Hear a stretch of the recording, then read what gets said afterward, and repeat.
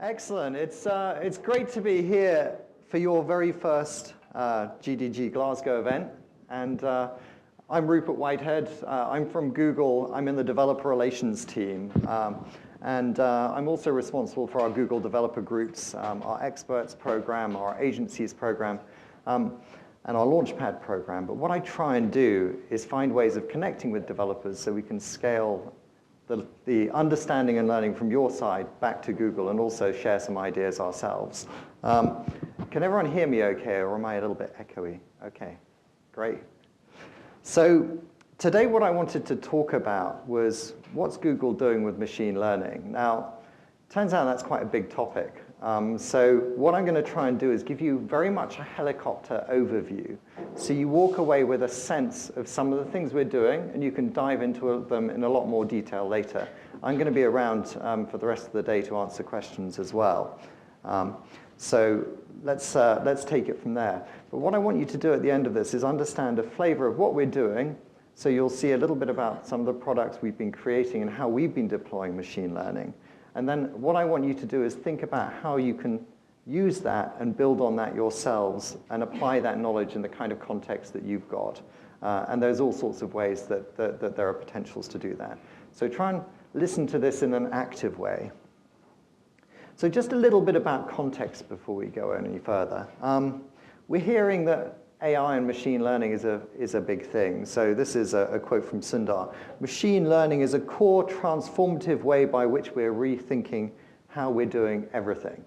So I guess what I want to bring out about this, it's an opportunity to re-examine the processes, the products, the approaches that you take to the way you deliver things. And that's something that's core to the way we're thinking about AI. And this from Eric Schmidt, machine learning will cause every successful huge IPO win in 5 years. Whether this is hyperbole or not, either way what you see is quite a significant expectation in terms of the markets and its ability to move markets that machine learning is going to be providing.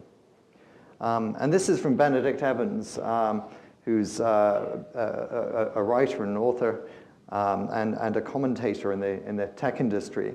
But he's looking really and hinting more at this concept of an anticipatory artificial intelligence. But a computer should never ask a question.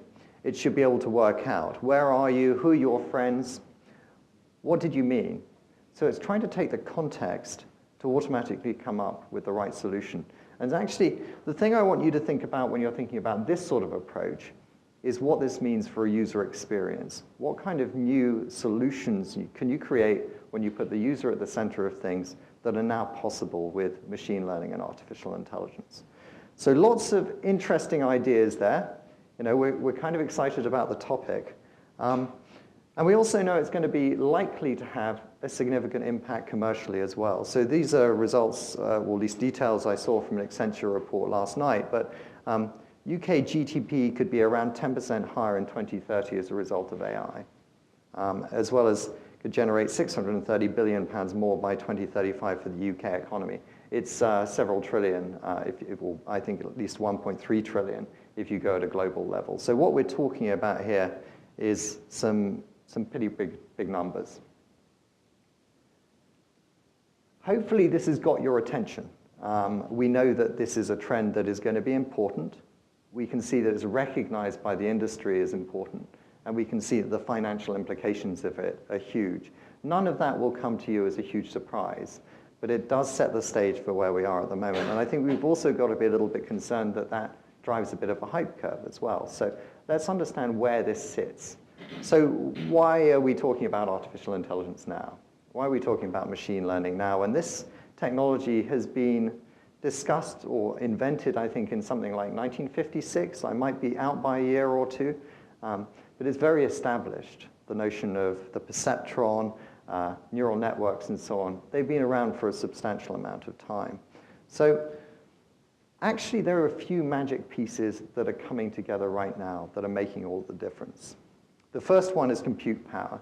So when I was doing my master's in cognitive science some time ago, when we were dealing with neural networks, it was very slow and very costly, actually, to get models deployed, learning, and running. Now it's a lot cheaper to do that. We've seen Moore's law eradicate, or at least reduce significantly, the processing cost comparatively compared to what it was before. So it's cheaper now to be able to run compute loads that were incredibly expensive in the past, and that Moore's law trend is continuing. And with the advent of cloud computing in a much more deployed sense, what we have is compute power that's readily available and far cheaper than ever before. The data piece is very important as well. So we now have a lot of access to data in a digital format that we can use, and that's absolutely critical for building any machine learning model you're creating. So again, having access to data, having an ability to be able to operate that and run computations on them, they're often heavy, is now in place. And we've got a lot more tools. I mean, we'll talk about things like TensorFlow a little bit later, but there's a lot more tools, understanding, and sharing of knowledge that mean it's easier to do that. So these magic pieces are coming together, and now is a very interesting time to look at it. I'm just gonna.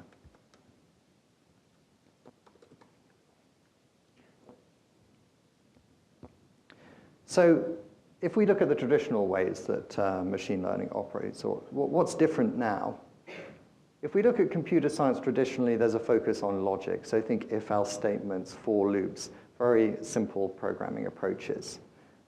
But it doesn't really work quite so well for complex patterns, and this is the sweet spot for artificial intelligence. Things like audio, video, sentiment analysis, noisy patterns. So if you're looking at this kind of data set, it's kind of easy to imagine a line going between those two and being able to separate those dots. You kind of know where you stand there, and that would be a good traditional approach to computer science that you would use in those cases. Your if-else loops would work very nicely there. It's all good. But what about this data set? When you're trying to create an algorithm or something that's going to identify that pattern, which your brain, by the way, sees pretty much instantly, it creates a much bigger challenge to do it in the old ways. So when you're thinking about machine learning, think about what is it that this pattern is giving us, and how can we actually do something useful with this pattern. So at a very high level, I've been talking about this concept of AI. I'm going to focus a little bit more on deep neural networks, very basically at least. So for those who aren't familiar with neural networks, essentially what we've got here is a multi-layered neural network. So on the left, you'll see a picture of a bunch of cats, I think, inside a little basket. And most neural networks, or all neural networks pretty much, will have an input layer. In this case, this is the pixels of that picture. And they'll go into that input layer. And above that, you'll see each of those levels in the input layer are connected to every single level on the level above them. And so on to the next level, to the next level, and the next level. And essentially what's happening here is, as you're taking the input layer through, it's running through the neural network, and it's trying to determine whether at the output layer it is something that you're classifying as either a cat or a dog. And depending if you're right or wrong, it'll then do a feedback through that process, change the weight spaces that are connecting the input layer to the next layer up, and reward it if it's correct, or give it some kind of disincentive if it isn't correct. And then that way you'll begin to optimize for creating a more effective network. So algorithmically, there are a lot of interesting ways of doing this and ways of optimizing it. But essentially what you've got here is a way of classifying something by the features in here that are very difficult to detect, but are done in this multi-level neural network way, or at least multi-layered way. So as we're approaching machine learning, it's kind of easy to get quite excited by this and think, wow, you know, we've got patterns everywhere that are a bit noisy like this. Let's just use AI. That'll solve it. It's often not quite as simple as that. So I want you to imagine that artificial intelligence here is the hammer. So that's the tool you're using. For it to work, you actually need to have the nail. And in that case, or this case here, it's data. So to be able to build a neural network that can make the decisions it needs to be able to work correctly and do all of those interesting things over there, it needs to be trained. And the way you train a neural network is with data. And so data is a really core piece of making sure that whatever solution you're coming up with works, and works at a decent level of quality as well. I talked a little bit about what Google is doing with machine learning. I just want to put that in context, first of all, because some people get a little bit confused about what Google is versus what Alphabet is. So I'm going to disappoint you a little bit and tell you that we're not really going to cover the top bit. So Alphabet is a holding company that includes lots of different companies, including Google, which is the largest part of it, at least in terms of revenue. Pretty much every single one of those companies at the top is also dealing with machine learning in one way, shape, or form. And there are some very strong cross connections between what Alphabet is doing, or at least the Alphabet companies you can see at the top, and what Google is doing beneath that as well. So I'm not going to go into much detail. In fact, actually, Nest, I think, has recently joined the hardware division of Google as well. So it's moved from that Alphabet sort of holding status into Google as a whole. But just to look at some of these areas very briefly, things like Verily have been working closely with the Google Brain team on gene sequencing. DeepMind, I think, saved us in the region of $400 million when they identified something like 40% savings in our data centers by using machine learning. But when you look at those kind of connection points, it's phenomenally impactful. So those are big numbers. If you look at data centers as users of electricity, they're around about, I think, 1.8% of the world's electricity is used by data centers. So if we can cut that a little bit, it can make a significant impact.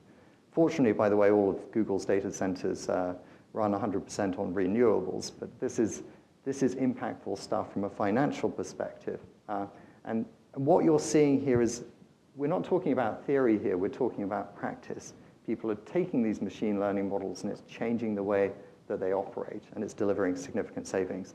So that's an example of some of the kind of things that are working on there. I mean, Jigsaw, for example, are doing anti-hate APIs, so that they'll do detection of, if you're saying insulting or horrible things in a chat forum, you can use APIs to draw on that. Waymo doing driverless cars, again, which will use heavy use of artificial intelligence. And Google Ventures have been investing heavily in AI companies. Those are just some of the examples that are happening there. But what I want you to kind of see from this is there's a big community of AI specialists within Alphabet, and there's a lot of conversations, talking, connecting between the Alphabet entities and the Google entities as well. So we get the best of both worlds and we learn from each other, and that's actually a real competitive advantage for us. But don't worry, I think we've still got plenty of to talk about. It's, we may not be able to talk about AlphaGo and all the amazing things that are happening there, or what's happening in the healthcare sector with DeepMind, but there's still quite a lot of other things to cover. So what's the little bit at the bottom doing? What's Google doing with machine learning? I'm not going to cover everything here, but I want to just give you a flavor of the typical kind of use cases where this is used. So search is the most obvious one. So we take something like over 200 different signals to come up with search. So when you type something into the Google search or into your browser, you get something meaningful at the end of that. A lot of neural network and machine learning is used behind the scenes to be able to come up with those solutions.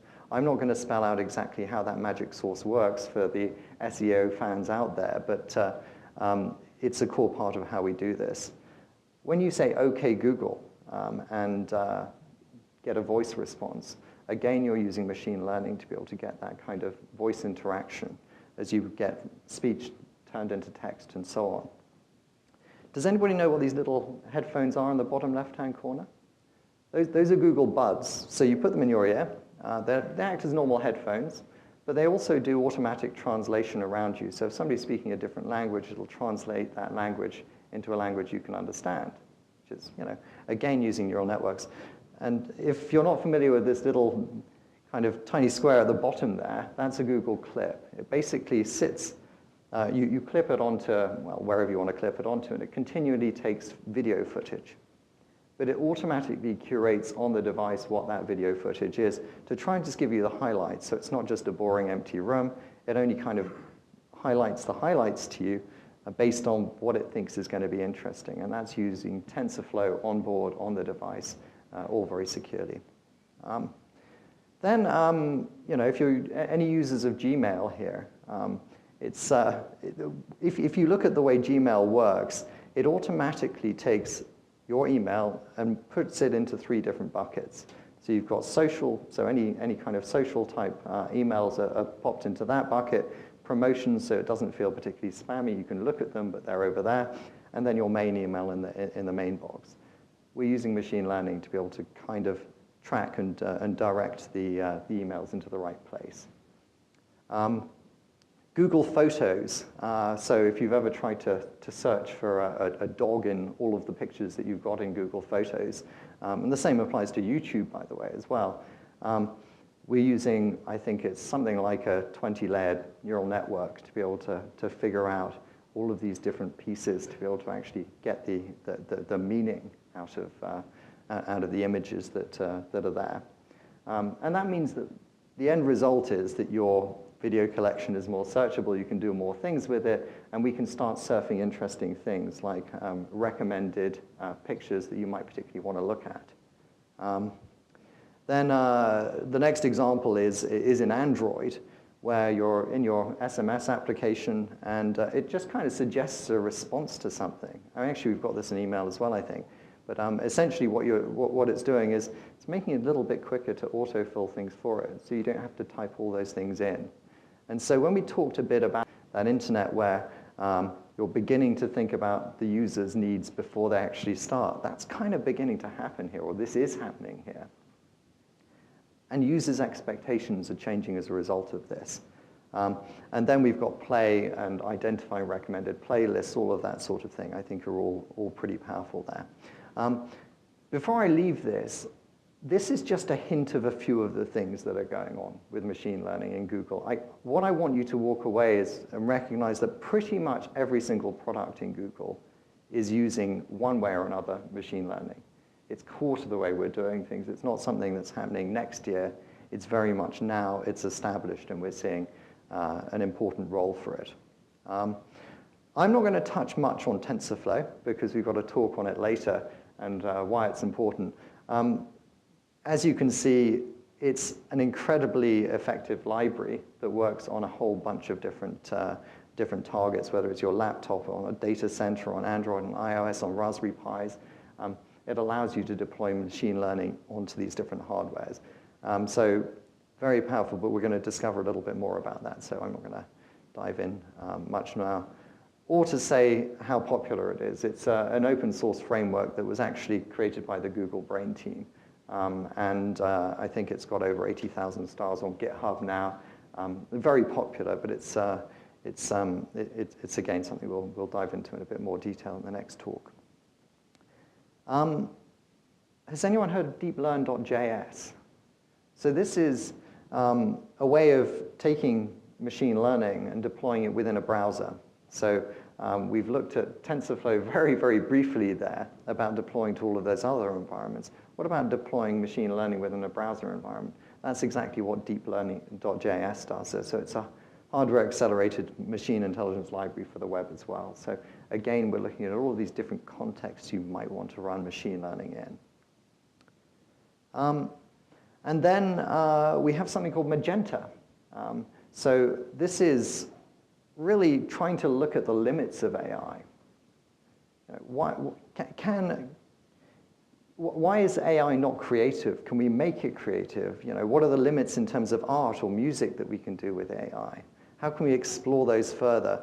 And so what we've got with this Magenta idea is a place that researchers and others can come together. They can share their code, they can share their ideas, and create a platform for this kind of collaboration.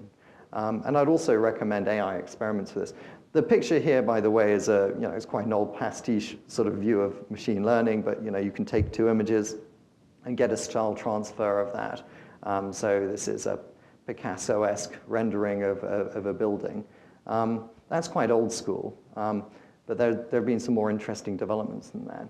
I'd also recommend you have a look at AI experiments as well. There's loads of great resources there just to play with.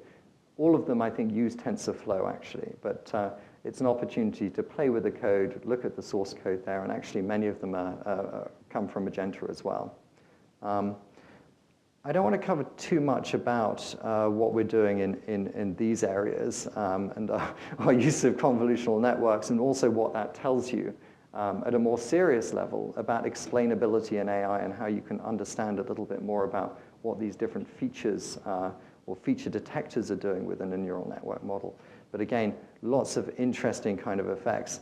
And this is something I think we just released last week, which is called NSynth.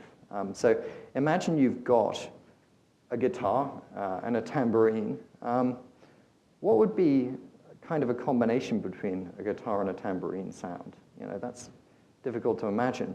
But you can use this device to be able to find the solution to that, because it uses a neural network to take different features of, well, to take the waveform that you would associate with the tambourine, the waveform that you would associate with a guitar, and merge them together. So you can create these interesting experiences. You can start exploring that. Again, have fun playing around with that. I think it tells you not just a little bit about the creativity ideas behind artificial intelligence and machine learning, but the sense that as humans, they're going to afford us more. They're going to give us more opportunities to be creative and do interesting things. So lots to do there. And another example on a similar theme, this one's called Duet. So you would play your little piece of the piano, and then the machine learning system would play you the next passage that would be implied by the passage that you played. So you get this interesting effect between you playing and the machine playing. So we're in a very interesting space right now, I think, when we're looking at machine learning. I did warn you this was going to be kind of a helicopter view. We're going to be flying around lots of different particular areas. But I want you just to get an idea of where to look for some of those things. So now you know about Magenta. Now you know about AI experiments. There are a lot of questions as well about how we democratize AI, how we make AI available to everybody. And we try and do that with research. So one of the areas that we do that with is the research at Google blog. So you'll see lots of our papers published there. And then people can learn from them, build from them, and so on. You can see that kind of approach to democratizing AI by making it more accessible to people by open sourcing things like TensorFlow, which had a huge impact on the machine learning community. We're doing it with research as well. So just running through these in no particular order. The Pair Symposium is People in AI Research. So it looks at how people fit into this machine learning picture. What's the human-computer interaction piece of that? How do we make sure that humans have a strong role and are valued in that? How do we make sure that that design understanding is built into the equation? That's one of the things we've been looking at with Pair. Distill is kind of a different way of creating a publication for AI specialists. So it's actually online. And so people would submit papers through Distill, and through that would be able to learn from one another. I think there's quite an interesting paper on there I was just reading earlier this week about explainability in AI and how you can approach that. So these are the kinds of things that you might see in that sort of journal. But because it's online, you can start doing a few things that you can't do in a paper-based publication. It's easier to see the code a bit more dynamically. It's easier to see animations. And those kind of things can help get comments and ideas across. And behind it, there's a strong peer review process as well. So I think a very interesting model that's only just recently begun. AI now is about exploring the social implications of AI. So think about human rights, think about labor, think about bias in your machine learning systems, think about safety in AI. All of these are kind of concerns that we know are big problems. They're big challenges that we're not going to be able to solve unilaterally as Google, but we need to be part of a wider community fixing this.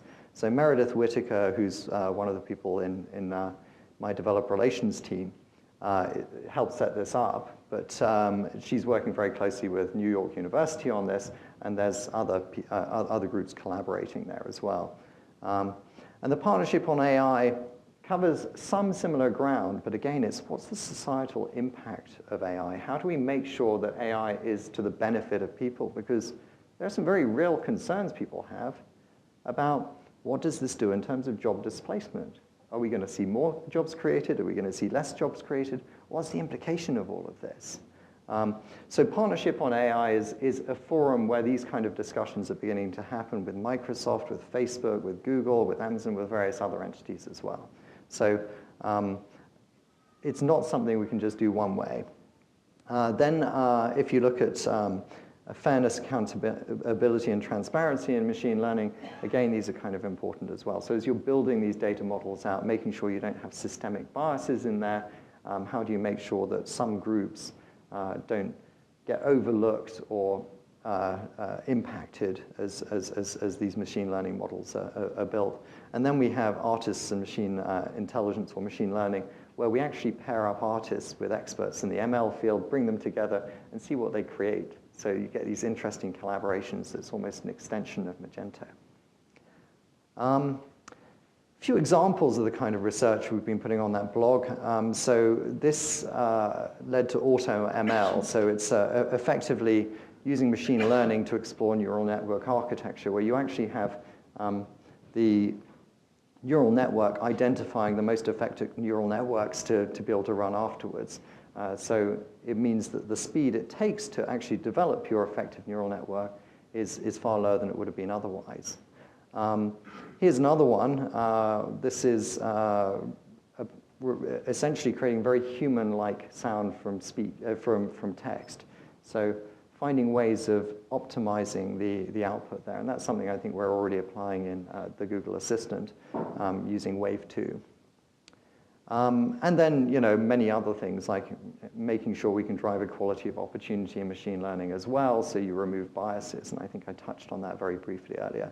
So lots of great materials on the blog there. And then we're also producing tools. So this one's called Colaboratory. I think you're probably going to see it a little bit later when you dive into TensorFlow. But it's a way of sharing machine learning models with one another, be able to collaborate on them, be able to run that code. That's something that we provide at Google, from Google, and allow free storage on Google Drive as well.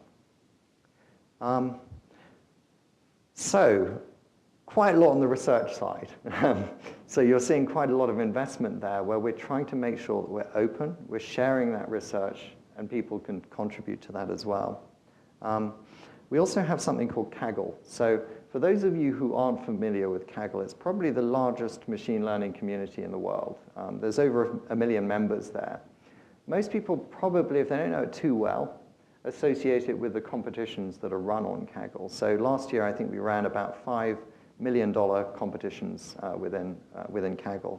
Essentially, what people do is they post up a problem or a challenge with the data that you need to be able to solve that challenge.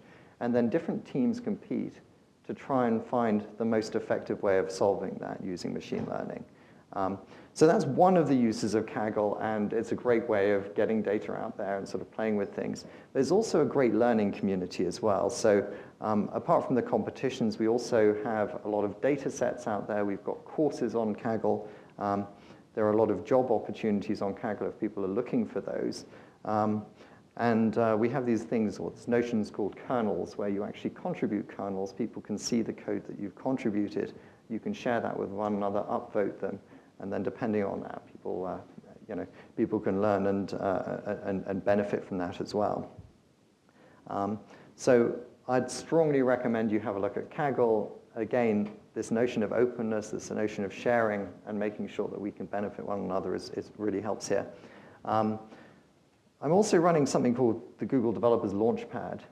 We're looking to run something focused on AI healthcare startups, probably more later stage, post-Series A, over the next few months. But that would be really doing much more in-depth consultations on specific things that we think are most interesting to that segment. And then AI kits. So if you have a look at AIY yourself, which is what the AIY stands for, you can build these projects where you can adopt machine learning or try machine learning just with a very simple set of equipment. In this case, this is using a Raspberry Pi, and you can basically build a Google Assistant out of that. We also have other kits that do machine learning and TensorFlow and vision recognition systems as well. But again, great learning tools and quite fun to play with as well. So that's a little bit there. I also wanted to touch on voice interfaces. So in other words, being able to recognize your voice. We've got a tool called Dialogflow that allows people to build chatbots. You probably primarily associate it with the Google Home, and we've got a code lab, I think I'll talk on that a little bit later, so I'm not going to dive into this in much detail. But again, it's one of these products that really builds on this. I haven't really touched on the cloud side of things yet. So we've looked a little bit about research. We've looked at that element. We've looked at how Google uses this stuff. But actually, the back end is super important. Cloud TPUs is some investment we've been making in the hardware arena. So this single TPU, I think, could achieve something like 180 teraflops of performance, a throughput of 92 teraops per second, which is something like 15 to 30 times faster than other CPUs or GPUs in the market. So it's a significant step up in terms of the speed. And I talked about those enablers that make machine learning effective. One of those pieces is processing power. So I don't think this is something you're going to be particularly using immediately. It's currently in beta. But if you did have one of those situations where you're looking to scale massively and performance was very important, then TPUs would be part of that. I also got asked a question a little bit earlier about, do I have to be an expert in machine learning to do machine learning? And the answer is no. And so again, in that theme of trying to democratize machine learning, make it easier to access, you have this notion of using APIs to access all the trained stuff that we've already created. So this is the Cloud Vision API. It can do face detection. That doesn't mean it knows that that's Brian over there in the front row or whatever. It means that it can identify where the face is. It can see the sentiment from the face and that sort of thing. It's not face detection in terms of the way I think the Chinese government are currently using it with their stop and search. But again, it can have some interesting applications. You can do logo identifications, label identifications to see if that's a leopard, a tiger, or something entirely different. You can do explicit content detection to make sure that people aren't saying rude things, optical character recognition, landmark identification. So, Arc de Triomphe is fairly clear there. All of that is straight out of the box, and you just use an API to be able to access that. So it means that instead of having to do all that stuff yourself, it's all possible. There's also something we've just added in alpha, which is Cloud Auto ML. So this is effectively allowing you to bring your own visual data set at the moment. It'll be applied to other areas soon, no doubt. But effectively, this is transfer learning. So imagine that you've trained, you want to work on a particular, very specific type of categorization. It might be the difference between a crew neck and a round neck, something like that. Or it could be you're particularly wanting to train on X-ray models, for example. You can do the categorization yourself, but you can build on all of those feature detection layers that would have happened underneath that using the kind of deep investment that we've already put into this area. So it's worth exploring this in a little bit more detail if you're training your own data sets. And again, this is an API-based thing. It's relatively simple to use. So you don't necessarily need a huge data set to be able to get going. And there are various other APIs as well. So there's Translate, which allows you to do one language to another. The Video Intelligence API. Imagine you had 100,000 hours of video, and you're trying to sort of sift through all of that and figure out when the guy is hitting the baseball. You know there's a clip in there somewhere, and you want to find the best bit where somebody's hitting the baseball. This will be able to do it for you. It extracts that meaning and identity out of that, or identifies that.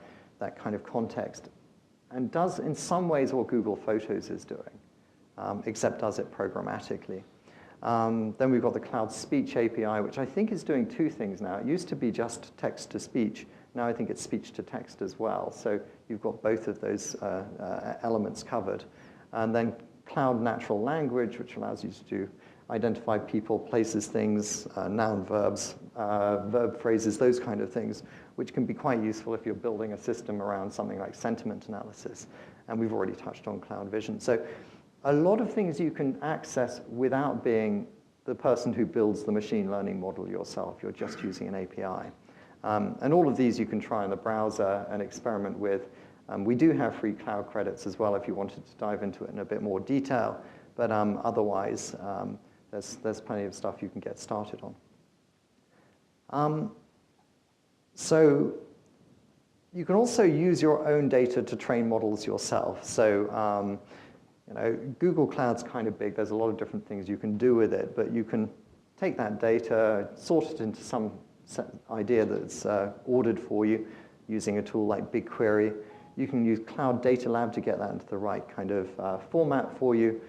You could develop and test that model in the cloud if you wanted to, or you could do it locally. And if you just want to serve that machine learning model to millions of people in the cloud, you'd be able to do that using this tool called Cloud Machine Learning, which is part of our Google Cloud Platform. And in fact, this is a good example of somebody using Cloud Machine Learning.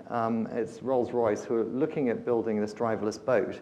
So I know you're probably familiar with driverless cars and maybe even Didelian's driverless planes, but we also have driverless boats as well. So interesting developments as we move forward here. I don't have time to dive into all of these.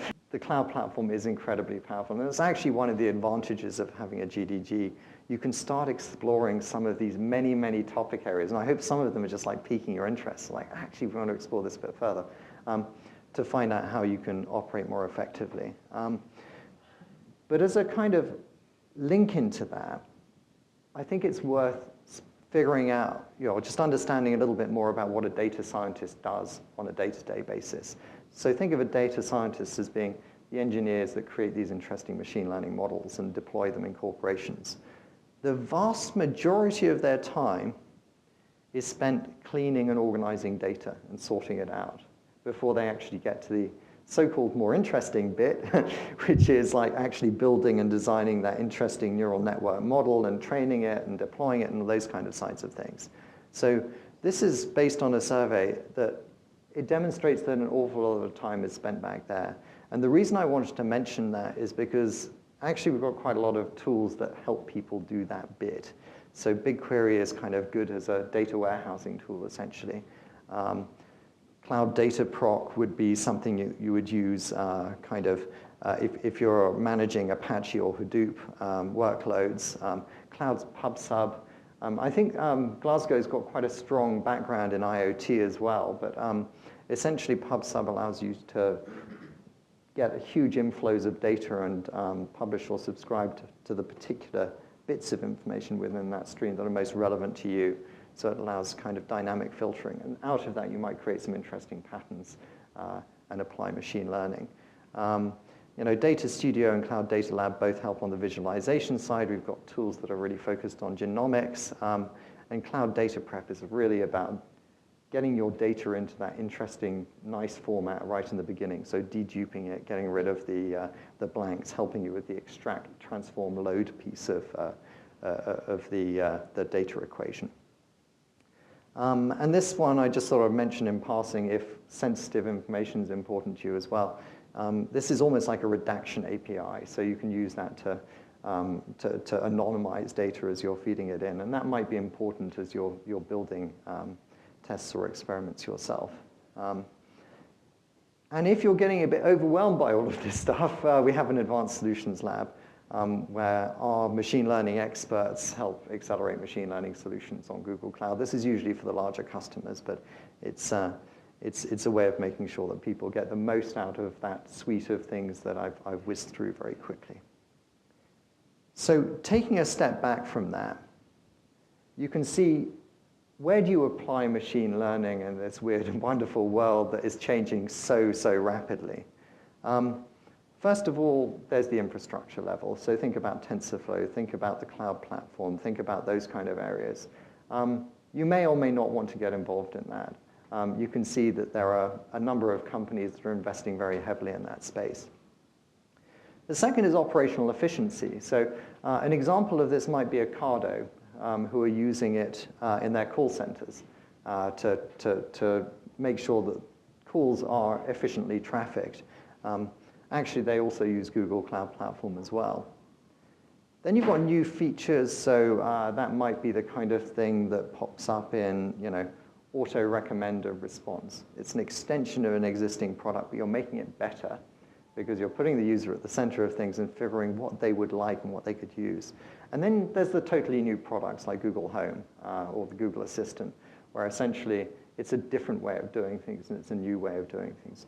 So all of these are mechanisms and ways of thinking about how to apply and where to apply machine learning. So you've got more of a shape of what's possible. Ton of different sort of technologies that are associated with it in terms of if I'm looking for machine learning skills, where do people focus? There's things like SQL, Hadoop, Python, Java are, no big surprises here. They're big data languages, and they're things that you need to understand if you're using machine learning. And if you're trying to build this skill set yourself and think about the training side of this, these are all pretty basic, but in terms of getting started right at the beginning, Coursera and Udacity do some very good massive open online courses that you can run through. I'd strongly recommend you have a look at those. Kaggle, I was recommending you have a look at before as well. Again, some very good machine learning courses there. Learn with Google AI is a website that we've created that pulls together many machine learning courses that we've used. The machine learning crash course was a Google internal course we were using for all our engineers. And I think over 10,000 engineers in Google now have basically been trained up on machine learning, at least 10,000. So there's some pretty strong capability in-house.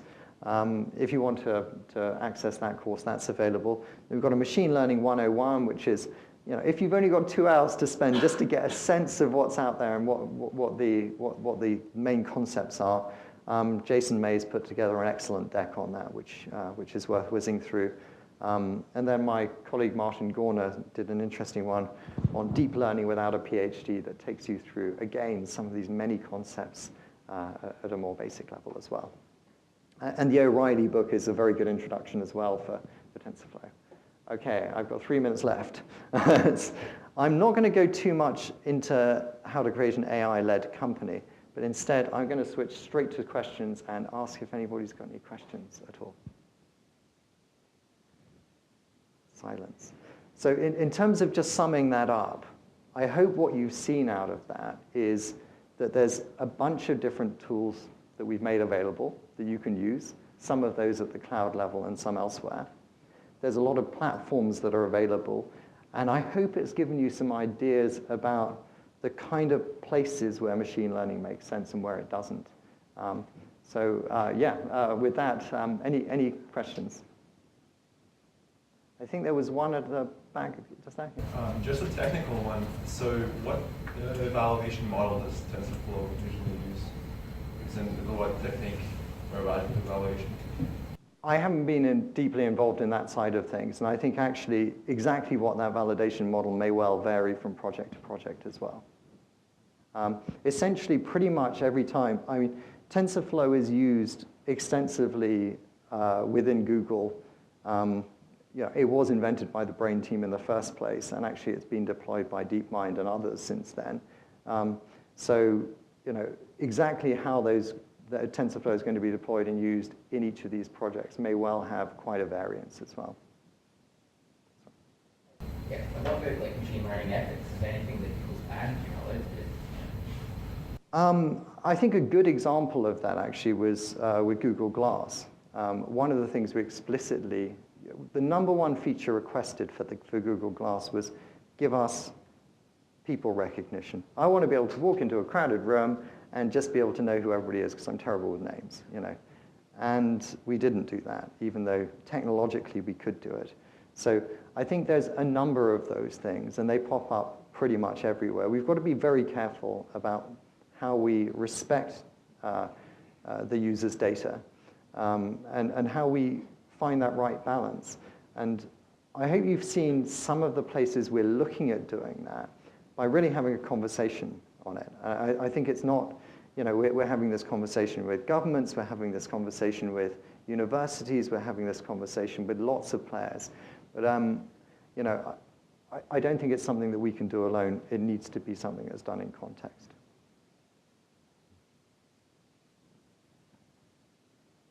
If there are no more questions, I think I'm out of time. So thank you very much.